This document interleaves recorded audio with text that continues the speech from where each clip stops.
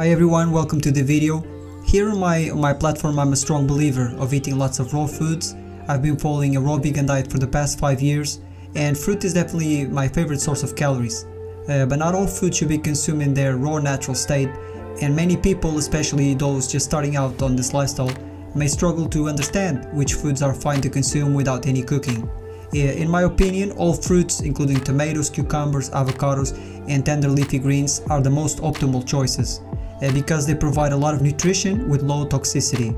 Here are the 10 foods you should avoid eating raw. So the first one is mushrooms. Raw mushrooms are largely undigestible because of their tough cell walls, mainly composed by a rich type of fiber. Mushrooms are essentially undigestible if you don't cook them. Eating raw mushrooms may pose health hazards as well, potentially causing red blood cell damage, gastrointestinal irritation, and allergic reactions, such as skin rashes. Up next are cruciferous vegetables, like broccoli for example. Vegetables that belong to the cabbage family, such as cauliflower, Brussels, broccoli, and other sprouts, should never be consumed raw. The type of fiber in these vegetables is too hard for our digestive system, and in the long run, it may lead to a number of digestive problems. Especially for those with thyroid problems, raw cruciferous vegetables should always be avoided. The next one are seed oils. So these highly processed vegetable oils, made from corn, soy, sunflower, canola, and many other plants, lead to chronic inflammation in the body, which is a contributor to numerous chronic diseases. They are also highly unstable and can create free radicals that lead to damaged DNA, proteins, and lipids in the body, as well as oxidative stress. I don't use any oils myself, but the best alternatives are definitely olive oil, coconut, and avocado oil.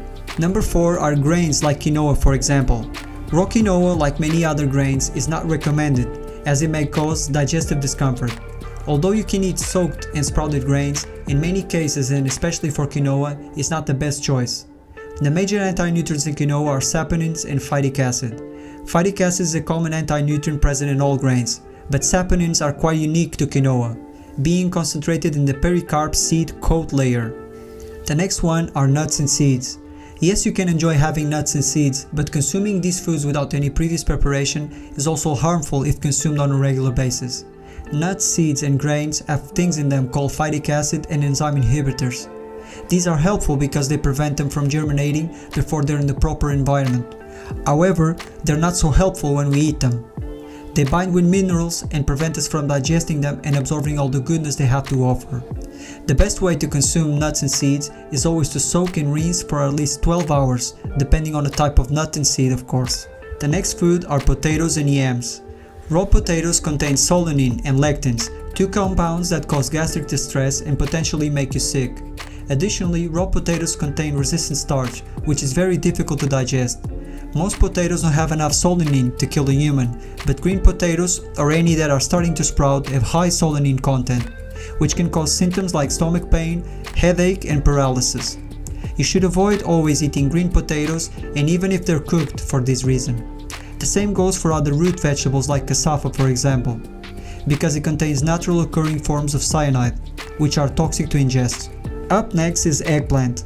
Raw eggplant is a food you might want to avoid. Although many cultures around the world use eggplant in their dishes, it's not the healthiest option out there. Even cooked eggplant contains some level of toxicity and can be harmful, especially if consumed by children or elderly people. Luckily, there are so many options and alternatives that you can add to your salads, like zucchini, cucumbers, celery, and tomatoes. Special mention also to kidney beans and other legumes. So legumes, like grains and seeds, just like we saw before, require some preparation before consumption. Kidney beans are particularly dangerous because they taste bitter and contain a toxin that is more harmful than other uncooked legumes, like lentils or garbanzo beans for example. If you really insist and want to include any of these foods, soaking red kidney beans for at least 8 hours and then cooking them in boiling water for at least 30 minutes is enough to lower the toxin content. Up next we have spinach. Many people that follow a vegan diet like to include spinach in their meals. It is used raw in salads and other dishes. In this case, I think it's wise to rotate the leafy greens you use on a regular basis, and have in mind that uncooked spinach is one of the foods higher in oxalates, also known as oxalic acid. It is a natural occurring compound in plants.